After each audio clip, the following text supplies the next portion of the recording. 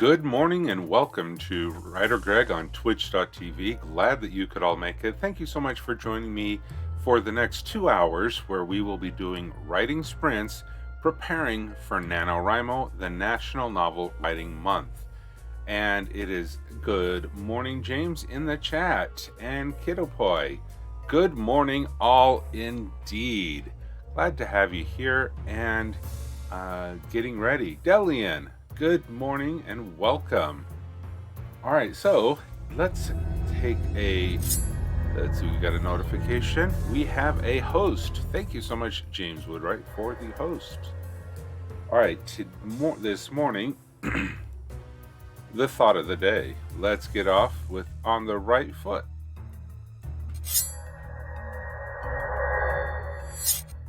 It's amazing that when someone writes something on a whiteboard and posts a picture of it, it just adds so much clarity to it. And I'm not interested in competing with anyone. I hope we all make it. There are two kind of mindsets that you can have when dealing with writing or dealing with the world. You can have an abundant mindset or a scarcity mindset. And this is the hope that we all have the abundant mindset, meaning there's plenty of room for all of us on the internet. There is plenty of readers out there, and we are not competing in the traditional sense of there's one winner and one loser, and many losers, like in a race or a sporting competition. This is the arts. This is not the sports.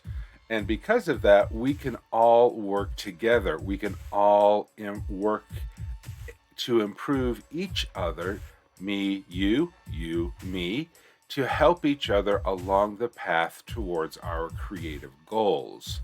I do truly hope that we all make it, because if I didn't want other writers to succeed, why would I help them run writing sprints? You know? And there is a little bit of the truth fact that you being there, watching this stream, you are in fact helping me, holding me accountable to making sure that I work on my goals every day.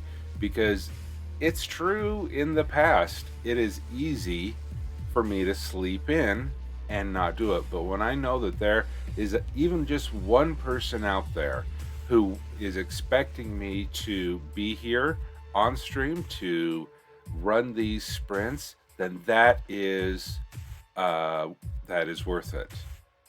That is definitely worth it. And so with that, let us all work together and move forward on our creative goals. And if you're interested in having this beautiful art penmanship, it is in the Discord channel under Memes Motivation. All right. Looking at the chat. Oh, Sudin, thank you for the contribution to the 1 million lemon challenge. Kidopoi, it is not too early. You can, we have about 1 minute. If you would like to do a takeover, you can certainly do that. Hansa, welcome. Okay. All right, so we will have a sprint takeover. Delian, thank you for the contribution. Okay, let's bring this up. Wow.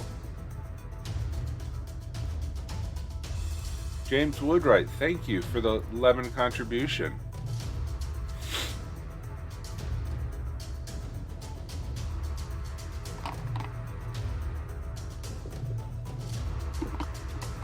Okay, you're looking to check for readability and pacing. Okay, sounds good. Celebration of children. Okay, let's turn off the music for this. Let us Turn on. This is my Flash Challenge article for Dark Harvest. A celebration of children is a dark harvest? Maybe I don't fully understand the prompt. No worries. Okay, let's make this it's for Halloween. Okay.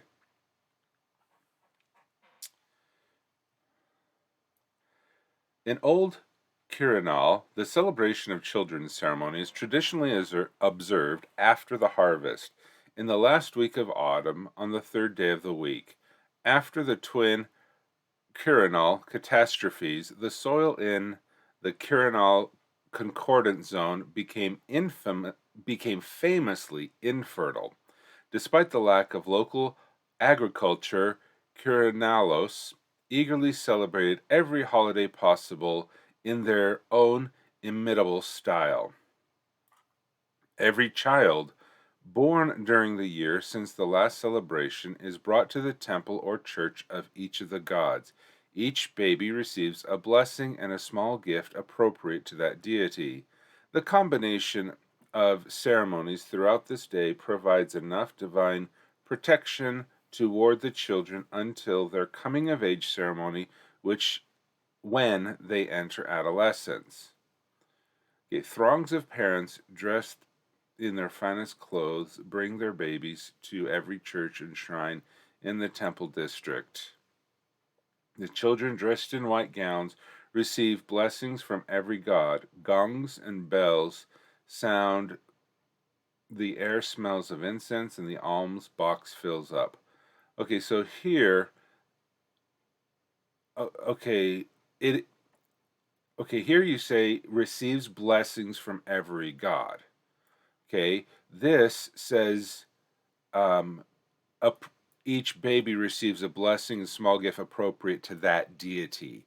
So are they trick-or-treating, going to every temple, getting a treat at every temple? Or do they swear allegiance, for example, to the family temple? Or, they go to every temple. Okay.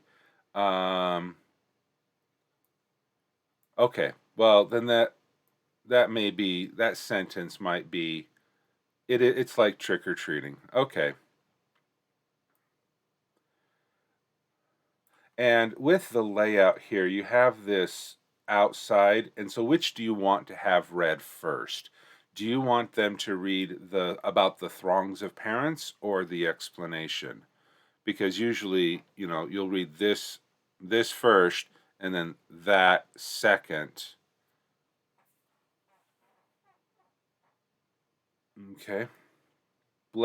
Show spoiler. We love your children, the sweetness of them, the innocence, the rarest of vintage, the fresher the better.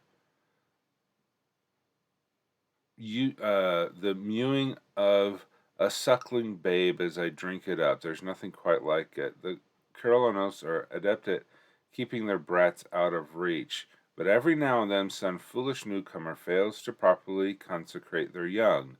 We dark ones draw lots of pleasure of plucking it from the embrace of its parents.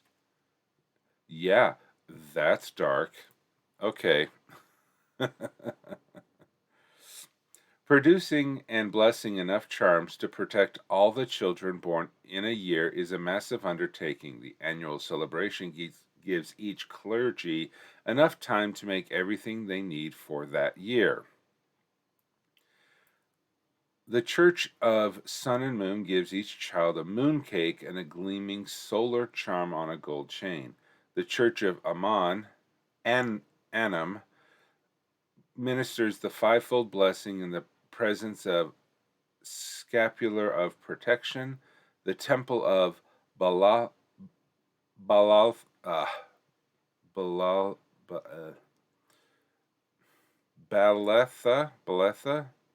bestows Balatha.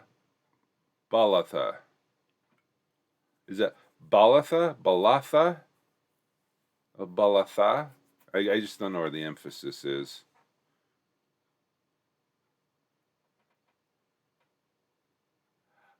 that's my pacing question. Is that Balatha? Okay. Wondering if that's the right spot for the spoiler. Well, okay, down here, the unprotected. Yeah.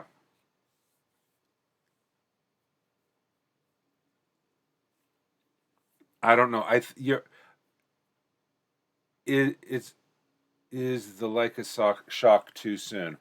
Yeah, because here I'm thinking Halloween, I'm thinking pumpkin patches, I'm thinking trick or treating, I'm thinking that boom, they're drinking their soul. But down here you have the unprotected, which we haven't read yet. So let's still go through it. Um, the procession. After the procession, the children and parents return home to a great feast prepared by for them by their families. Okay, you probably need to edit that sentence. Named for the Mol, Mol, Mondelian tradition that the Kiranalos have adopted, food and drink flow freely in the night as they celebrate and sigh in relief. The neighborhood abjurer visits each celebration in his territory to check each child and home for the last time. They take part in each feast and accepting their final payment from the grateful families. New parents in the zone face an unpleasant fact of life head on when their children are born. The zone is rife with spirits and supernatural beings, both light and dark. The most unpleasant, hags, Azwang, and vampire spawn, see mortal children as particular delicacies. Every home and building in the zone is warded against minor spirits, but newborn children smell especially delicious, attracting the worst kind of extra attention. Abjurers live in each of the neighborhood, paid by the residents to put up small wards and protections on every home. They have to charge extra for natal wards to prevent incursions by hungry, powerful spirits.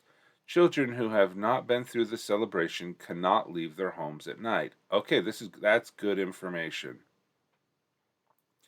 We have the paragraph of the abjurer up here before the introductions of the abjurer, but it but then you have the um but this does apply to the Kinderfest. Hmm. I don't know. Those are your pacing questions, right? Um I would probably move this second paragraph under Kinderfest down to Children in Peril so that all of the information on the abjurer is in the same location. However, with the and then reference to the Kinderfest, you know, the saying, his, you could have Children in Peril subheading until through the year at the Kinderfest. You could subset subdivide it more underneath that if you want those additional headers. You may not. The unprotected. Some parents in the zone don't believe in the protective measures undertaken by everyone else. Some refuse to believe in the power of the withdrawn gods or think that dark spirits don't really exist. Others believe that they are strong enough to protect their children themselves. They are wrong. Sorry. When night falls, their unwarded homes often avoid misfortune for many months. Unfortunately for them, they eventually waken to an empty crib. In the worst cases, the entire family disappears in the night, only blood spattered walls and floors left behind where a happy family once dwelled. The anti vaxxers of my world. Oh.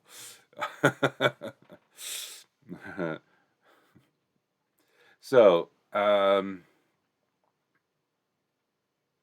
Yeah.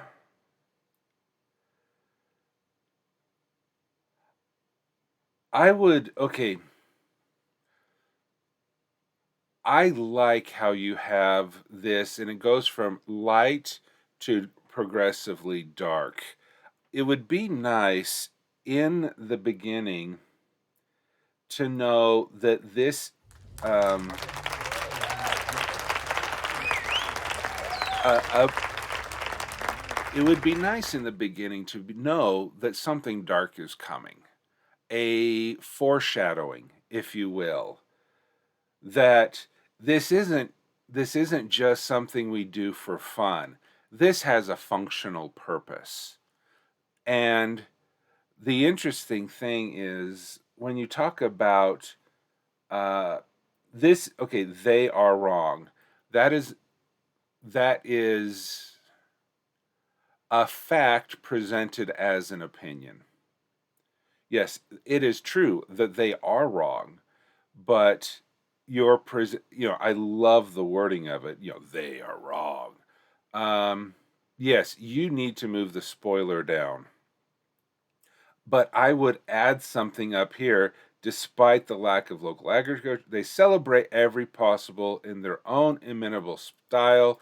And maybe add a sentence here saying, because of the because of X reason, you need to have more. You need to have more protections. This is actual functional. This is not, um, does the abjurer go around to the new people and explain this situation? Kind of like a social worker explaining the importance of vaccinating children.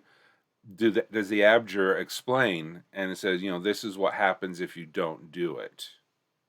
But yes, I would move that spoiler down, probably bef- somewhere around here in that section, whether before some parents or at completely at the end. That would be your choice. But yeah, this is really good. Um, I would just want to know because when you think of a holy day, um, it's a religious holy day holiday. You usually take usually a religious festival.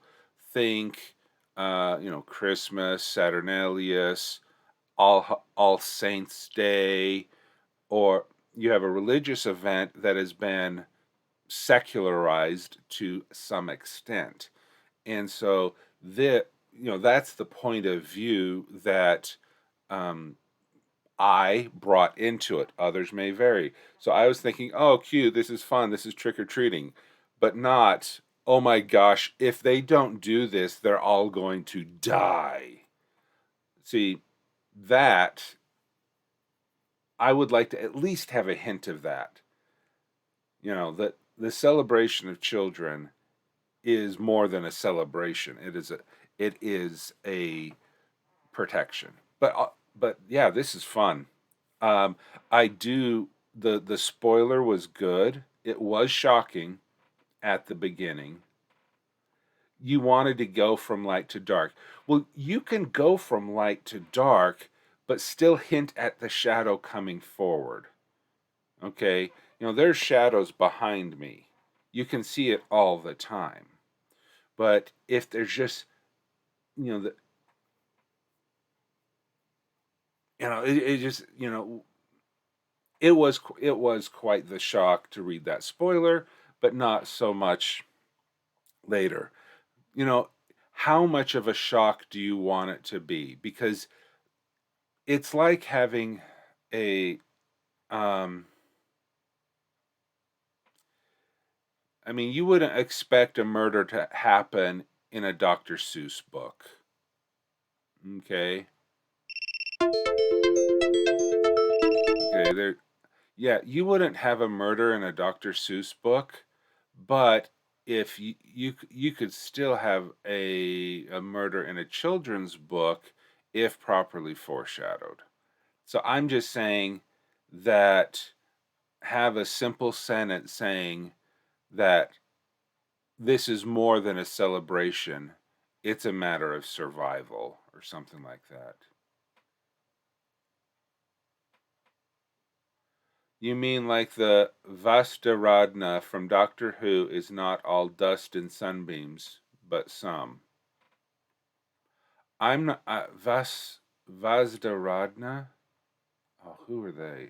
The name sounds familiar. Vasda Rhonda.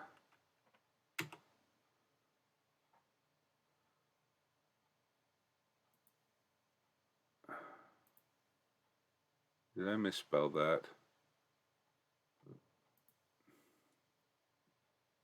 Huh. Okay. James, I hope that helped. Let's get this back to normal size. All right, so let's turn on the music.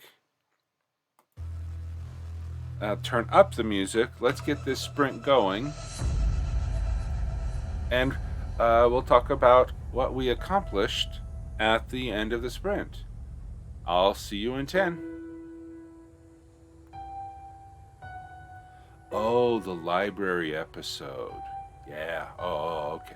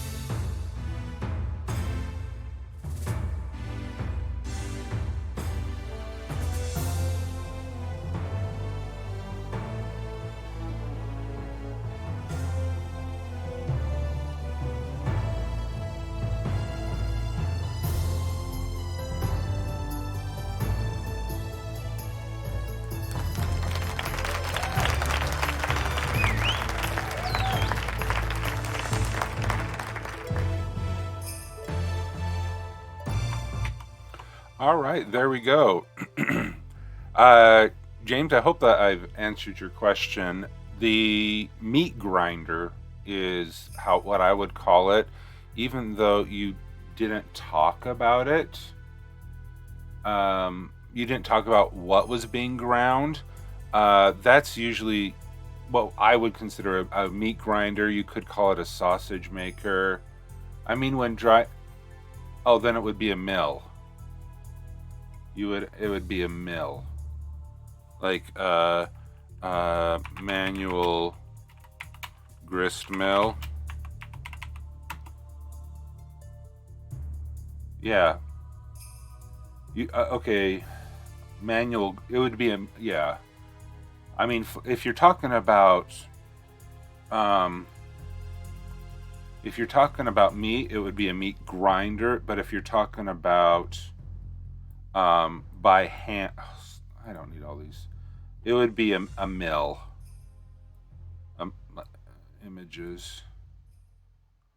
I think this is what you're talking. They're the same form and function, especially within the home. Like, I'll copy this image and put it into that. But yeah, this would be a grain mill. Yeah, because they both have the hand crank. They both have the hopper on the top. They both have the output. They both can be caught in a bowl. But yeah, it would be a grinder for meat. It would be a mill for grains and other powders. But that is, if anyone else has any suggestions on what those should be called, I grew up with one of those. My mom would make meatballs with that. Yep.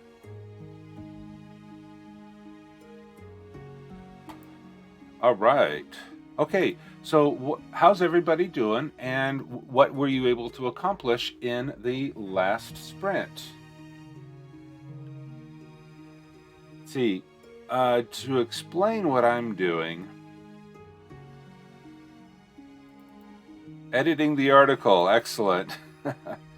Let's see if this works better. If these table columns, no, they don't.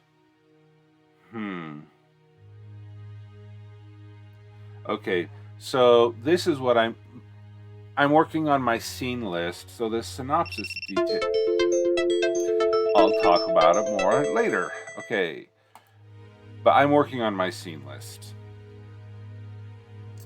So let's put this back here. Oh, there. Yeah, I need the BB code for the column width, definitely. Okay. Start. All right, let's turn the music up. Microphone's off. I'll see you in 10.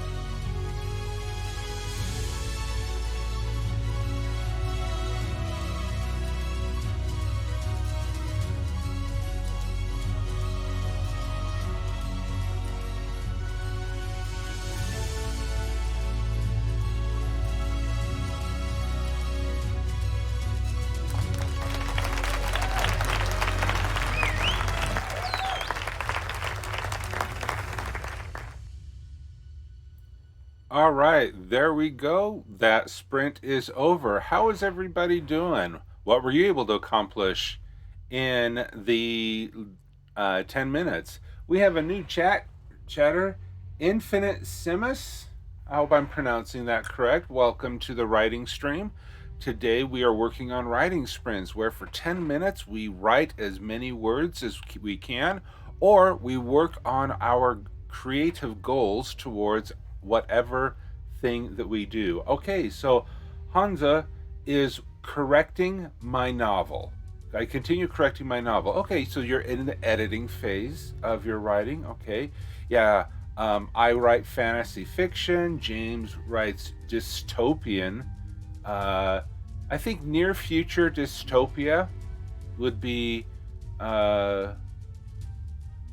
Dazzlecat did some morning work. Yeah, it's still pretty early in the morning. It's too early to do morning work around here. I'd wake somebody up.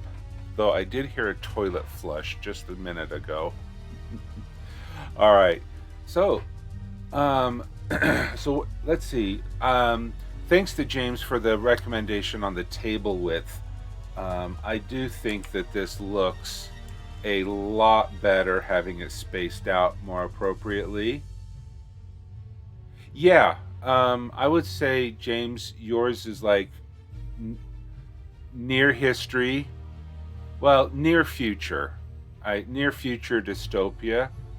Because isn't it in the future after a great calamity? I have those 50 pages from over the years, and in my head, I changed a lot over the years, so I'm changing it to mirror that image. Excellent. I'm doing very similar with my project here. I wrote this NaNoWriMo novel in 2016. I have improved greatly as a writer for the last 4 years, and so I'm taking another shot at it. Kiddopoy, I did my edits and split with Abigail out to its own section. Excellent. Yeah, okay, I do. That's a good idea, having the Abigail in his own section. Yeah, that is cool. All right, so if you can see here, on the screen right now, I have each of these scenes. So what I'm going to do is every row is going to be a scene within the book that has its own conflicts, disasters, reactions, dilemmas, etc. And now here I have this synopsis detail from my 4-page synopsis, which I copied and pasted from the other thing. And now it's to go add in the details. And if this synopsis point here needs more scenes, then I just add a table row in the middle, and then I keep adding more scenes until I satisfy this synopsis detail. Or so I may split things up. I will definitely add rows, but that's my project for the next couple of days, to get that done before the weekends. I may be working on steps 8 and 9 at the same time, because step 8 is filling out just the scene summary. Step 9 is filling out those 3 bullet points right there.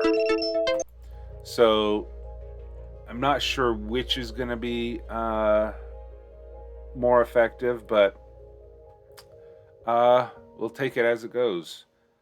All right. Hey, Coffee Quills, thank you for the contribution to the 1 million lemon challenge. Because of the contributions yesterday, we were able to cross the threshold for 4 o'clock in the morning. So let's take I know we should be sprinting right now, but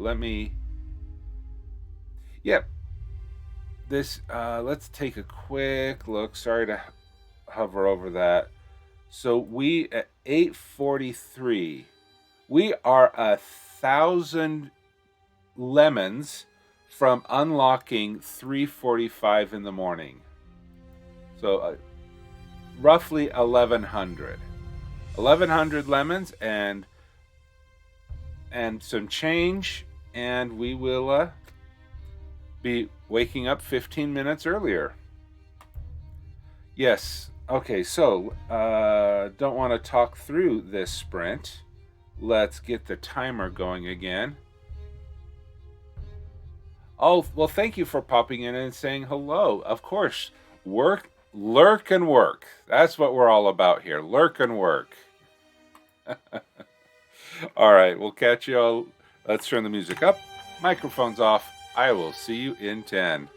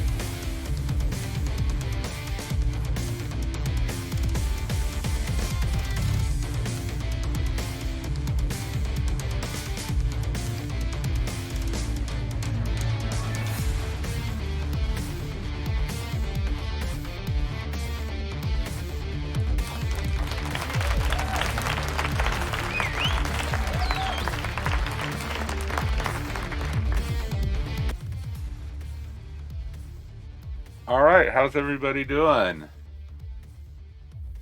Having some good conversation in there.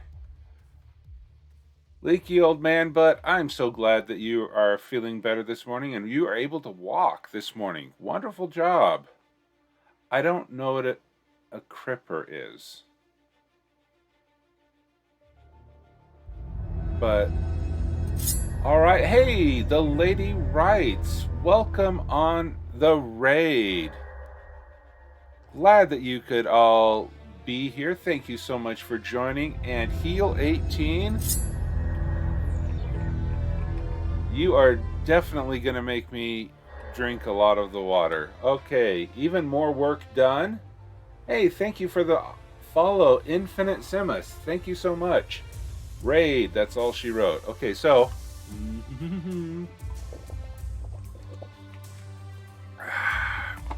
I'm not slacking. I've already drunk half my bottle this morning. If I drink any faster, I'm gonna need to take a break. All right. Oh. All right, there we go. Let's see. Posture check. Now my head's being cut off. There we go. Hydrate, hydrate, hydrate. Lots of hydrates. When life gives you lemons, give Greg water.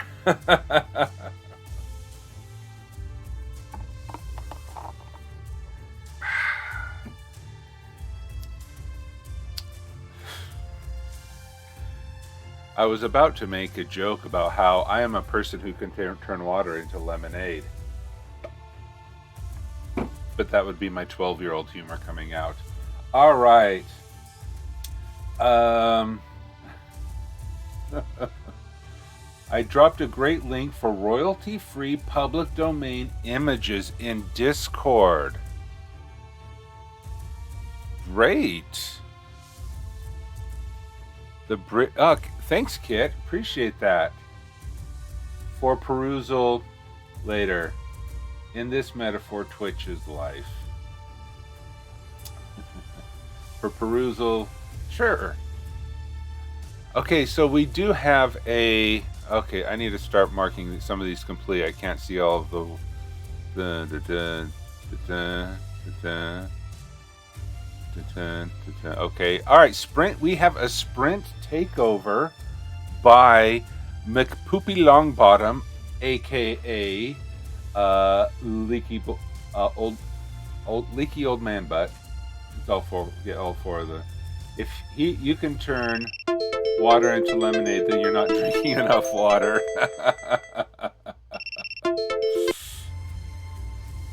Yeah. Okay, this is 52 ounces of water. Okay, I drink 4 of these a day, if not more.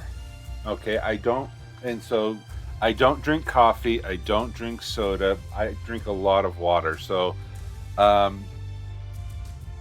your point, Heel. Yeah, I don't make lemonade. Okay. I knew I shouldn't have gone there. And you have an IV. You win. Ugh. 50 bits from the lady rides. Thank you so much. Insert pig reference here. All right, so we're going to turn off the music so that during this sprint we can focus on the okay, we'll save that. We'll open this.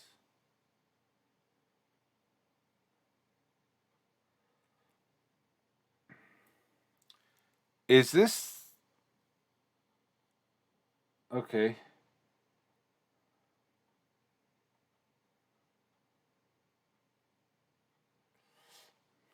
All right, this looks familiar.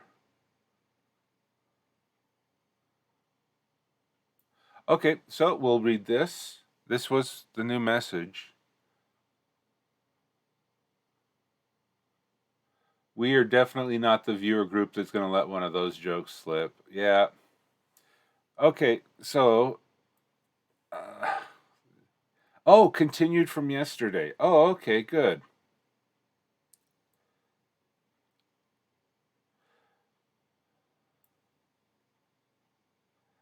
The night air filled my lungs as I took in a deep breath and glanced down at the king's signature.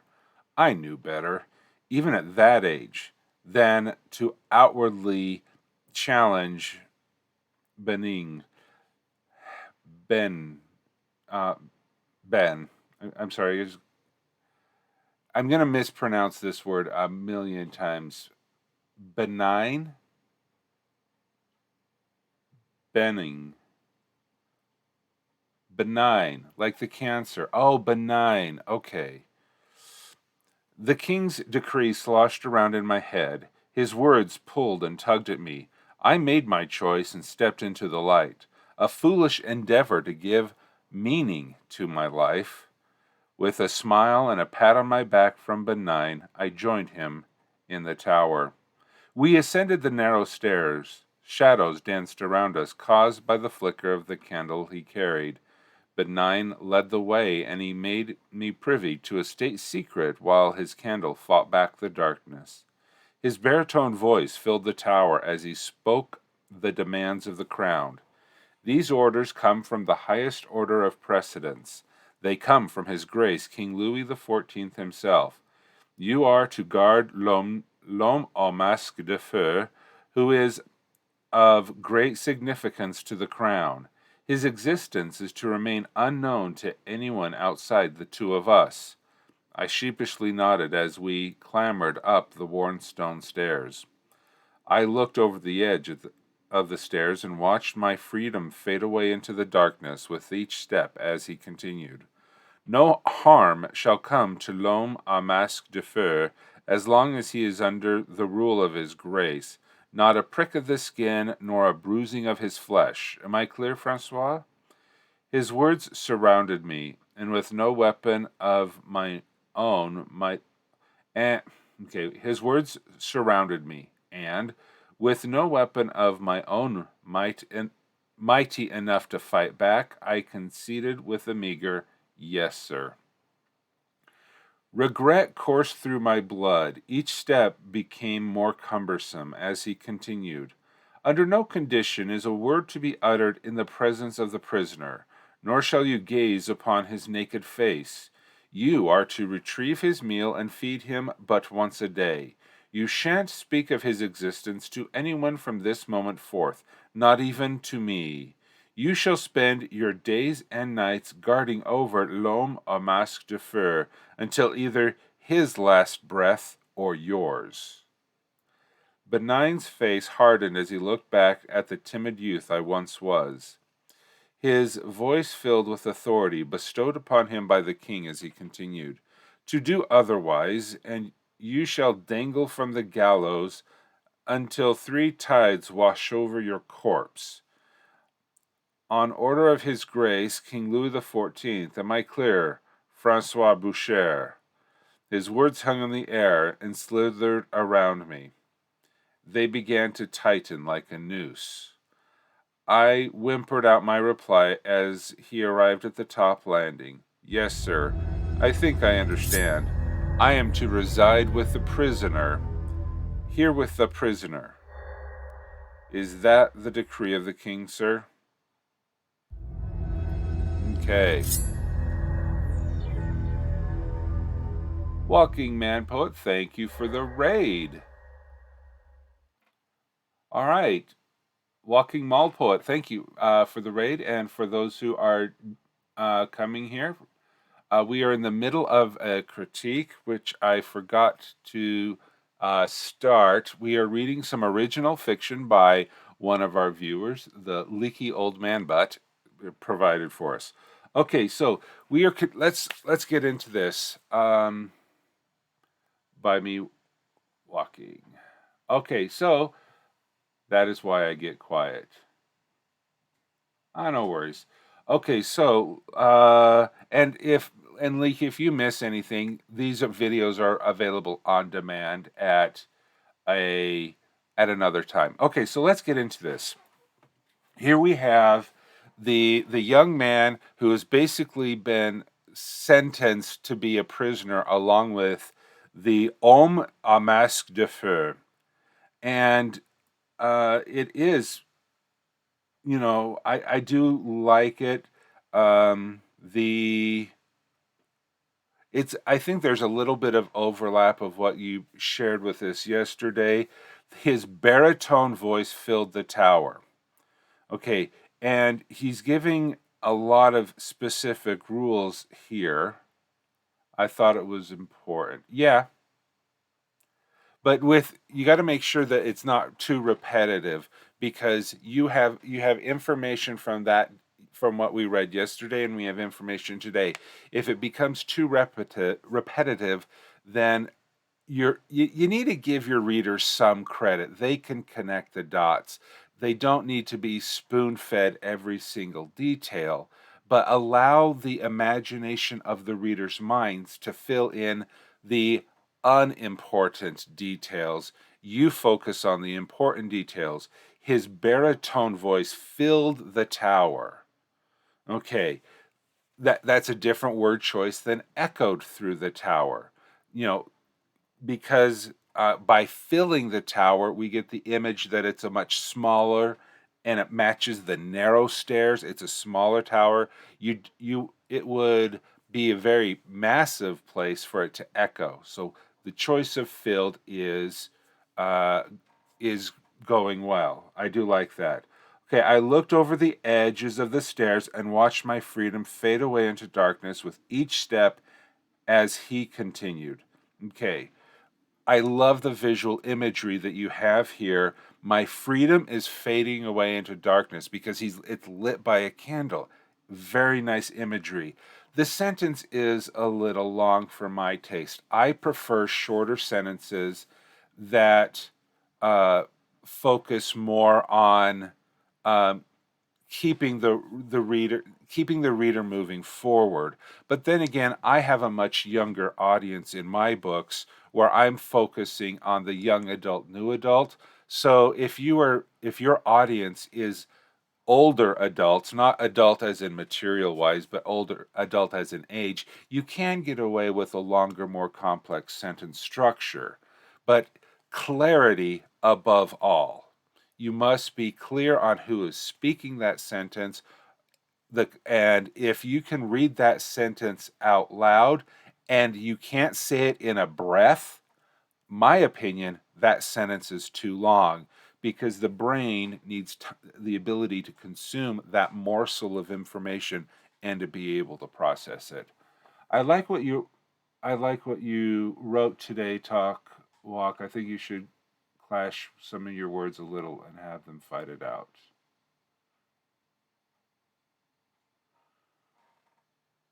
Okay, not sure what that means.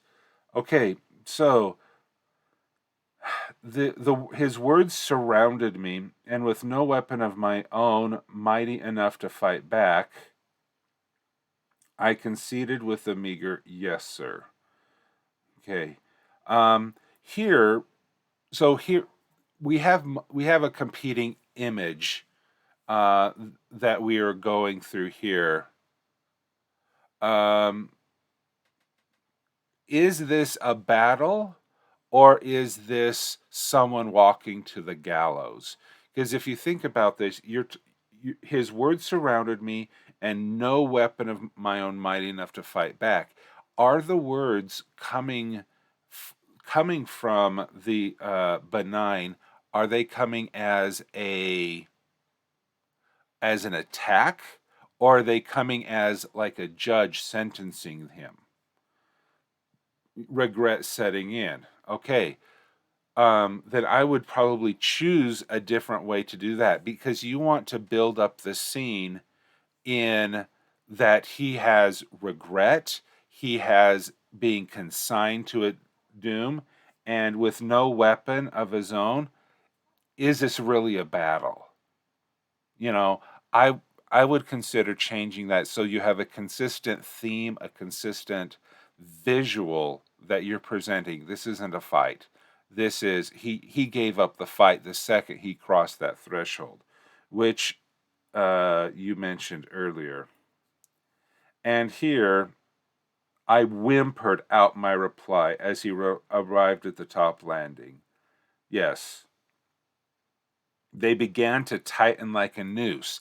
Excellent for the imagery that you're pushing forward for, that you are walking a man to the gallows. An innocent soldier is walking to the gallows because he's going to spend the rest of his life sitting in this room, not able to talk to the prisoner. And, that is a horrible. I mean, I'd rather be the prisoner than to be the soldier at this point. And if that is the visual, if that is the feeling that you're wanting to portray, you have more sympathy for the prisoner than you do for the soldier. Good job. Good job.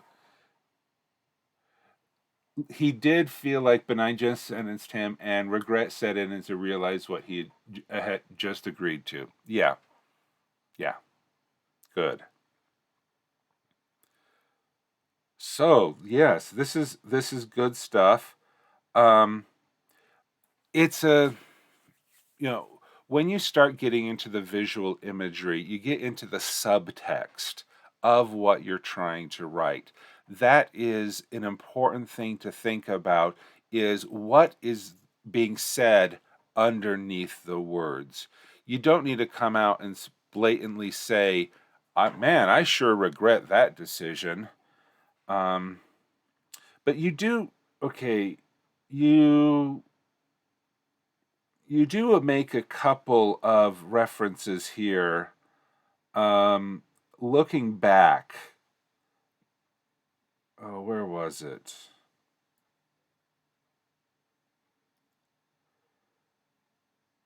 Okay, Benign's face hardened as he looked back at the timid youth I once was. Okay, so even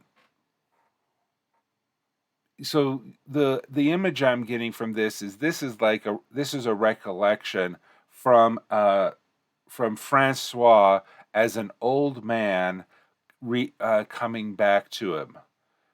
Okay, good. Yes, it is. All right.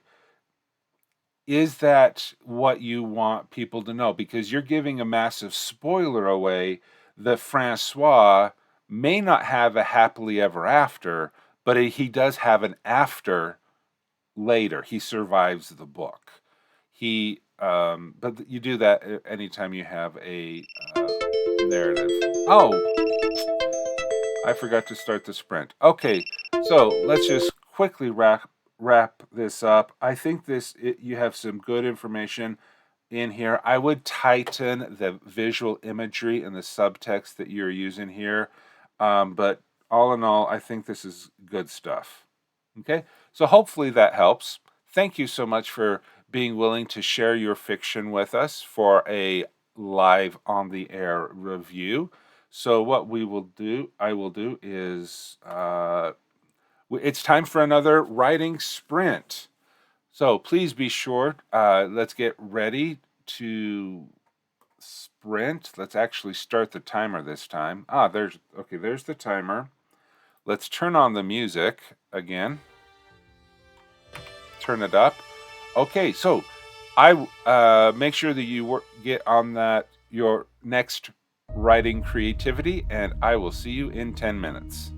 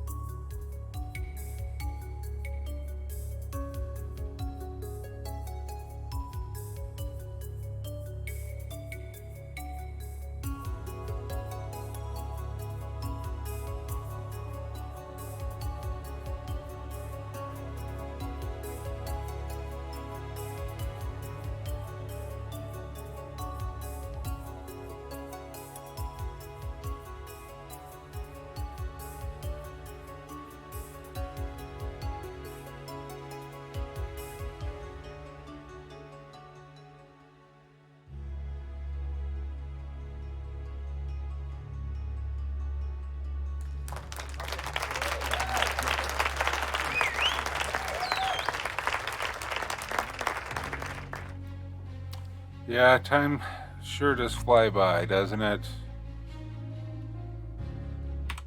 All right, how's everybody doing? Hey, Tillers! Thank you so much for stopping by and contributing to the 1 million lemon challenge. It's never fun when you realize you forgot to mention something in your stream. Sorry, I know it's random, just writing it across my mind. Makes sense. The lady writes, thank you for the contribution. Daz the cat took the dog out. All right, we are at 84.4%. So let's sit. Yep, that's enough. So we have crossed 844. Come on, where? Yeah, 844 361. Yep. We will now be starting our charity stream at 3:45 in the morning Mountain Standard Time. All right, so that is a whole lot of time. So 85.4 is our next threshold. Yep, so we're starting at 3:45. So if you want to make sure that I get the full 24 hours of no sleep, keep collecting those lemons, keep contributing those lemons, and we will definitely be soon enough to get the whole 24-hour challenge in there. All right. Thank you so much. With that, let's just save that. Okay, we'll be starting another sprint in about 2 minutes. I didn't think how difficult it would be to figure out the birthday of my princess who falls asleep. Just getting sucked into a rabbit hole, that's for sure.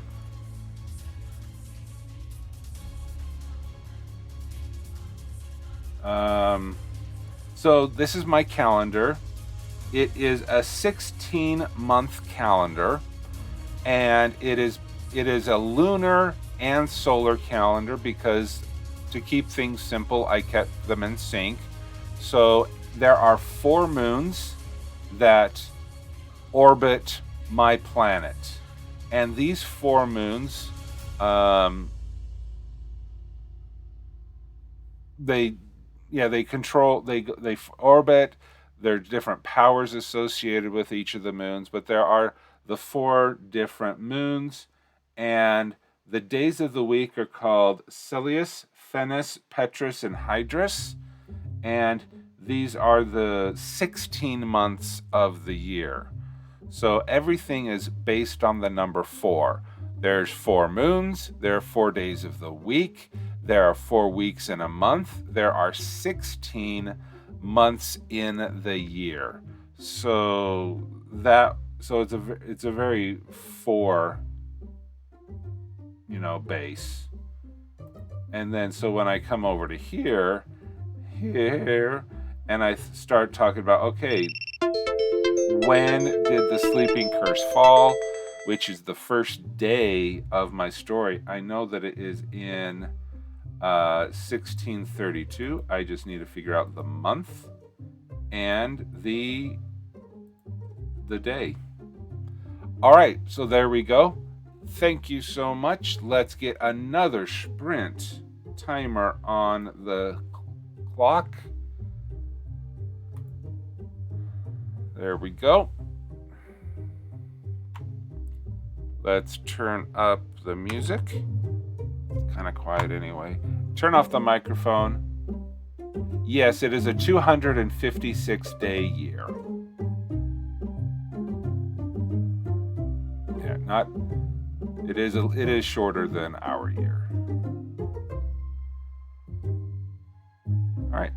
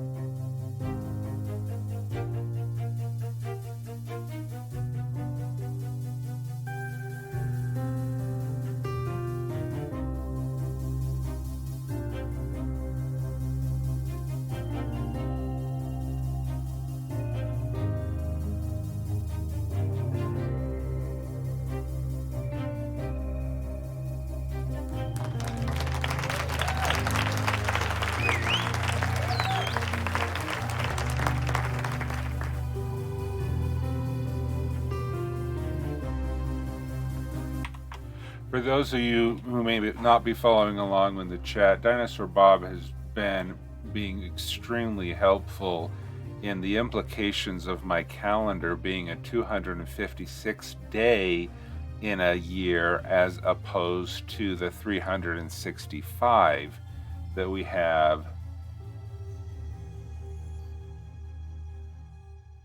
So so my princess at age 18 human Earth years is actually 25 in Saga Dorm years. And everything that in my culture is based on 4 because of the 4 moons. It does... A century is 70-something Earth years, about a lifespan. So 4 stages of life. Childhood, young adult, mature adult, elderly. Yeah, that would work. So that would be 96. Is that 24 times 4? I can learn to understand you much better if I can get familiar with the way you talk. No. I need your permission to help. No. Stupid button.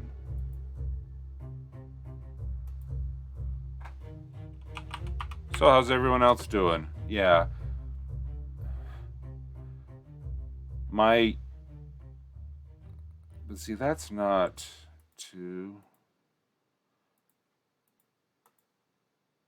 Yeah, because it goes from 60, base 2 goes from 64 to 256, and I don't want that. That's because that's how many days there are in a year.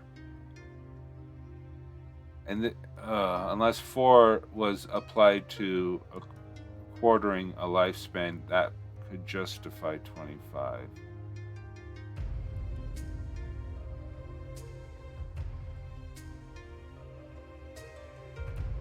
But see, I like the 96 quartering, yeah. Oh, wait. So we could have, because my fairies are long-lived. So my fairies could live to average 256 years, where my humans live on average 96 years. A lifespan. Yeah, I like that. 20. Okay, this is good.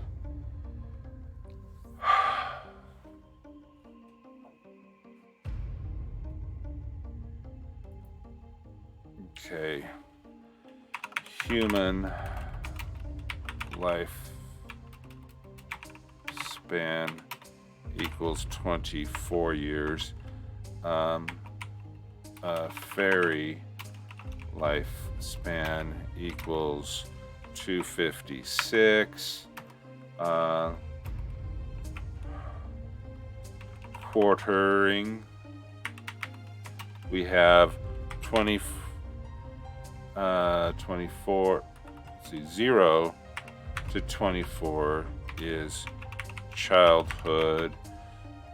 25 through 48 is, what did you call it, young adults?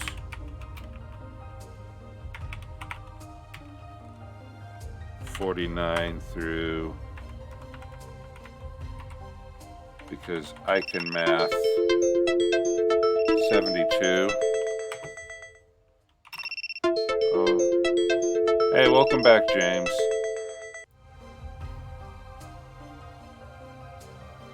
Alright, here is the last sprint of the morning.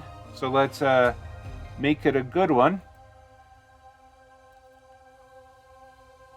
And let's start that. Hey, a new follower, Nova XA Grimm. Thank you so much for the follow. I do appreciate that. You're just in time for a writing sprint, where we are going to spend now 9 minutes and 50 seconds working on our creative goals. All right, so let's turn up the music a little bit. and we'll turn off the microphone, and I will see you in 9.5.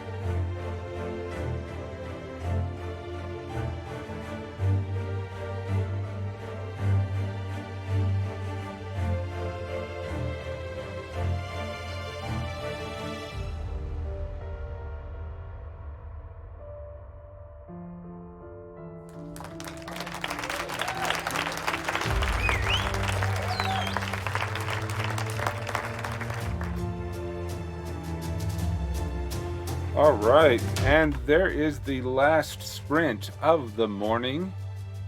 You know, thinking more about this, this calendar that I have here, set up a pretty simple spreadsheet to convert the ages between Earth Age, Sagadorm Age, Earth Age.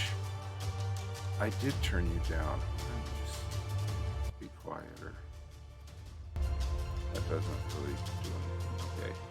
All right. So if I, going here from the childhood, the age of maturity would be at age 24, which would actually be roughly 17 years of age in human earthling. Yeah, I mean, that's not, 17 is the age of maturity in the wizarding world. And, 24, yeah, I could see that, but definitely, I'm sorry, 50 is not old. To say that they have so here's the thing. Yeah, 12 would have been questionable. So the thing here is, is because a 96-year-old earthling, that's a respectable old age, especially in today's modern era. But in third world countries where the age expectancy is a lot lower, does it make sense in a medieval or fairy fantasy that 96 years, even 96 Saga Dorm years, would be considered a lifespan?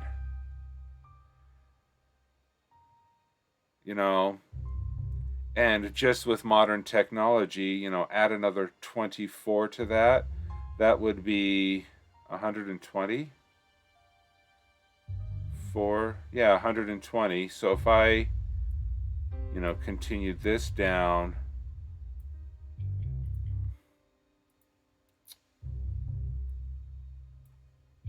I hate this. Thank you. So 120 would be 84 years. That's even respectable lifespan in modern first world countries. You can keep the ages the same as Earth if you just have longer days. Ooh. Oh, that's a solution.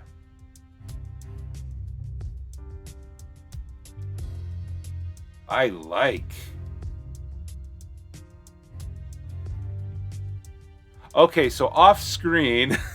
Okay, the sprint, the stream needs to end because I need to get my daughter ready for school. But yes, James, I will figure that one out. You guys don't need to do the math for me on that one. I will figure out how long the days are gonna be. Because that solves so many problems. Alrighty, thank you so much for everyone for joining me today. I'll let you know. This is definitely an article that I'll need to write, but NaNoWriMo starts Sunday. Is this really the time for me to be chasing a squirrel or chasing a rabbit down this path of how many hours are in the day? This is world builder's disease. Oh, but it's kind of important because okay. I think I really do need to, because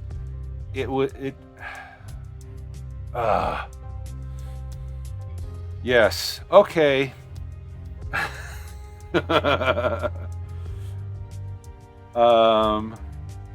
Yeah, I really do think I need to, but what I need to do is wake up my daughter so she can get ready for school. So thank you so much, everyone, for joining me today. Thank you so much to Nova XA Grimm, Claire's 15 for joining me, for following. Thank you, Walking Mall Poet, for the raid, and let's see what else is in this little feed here. Oh, Infinite Semis for following, Lady Writes for the Rame, and James for the host. Thank you so much. Okay, see you on Saturday, if not Tuesday. Okay, yes, I will be back in 22 hours and change, or less than 22 hours, to do this all again.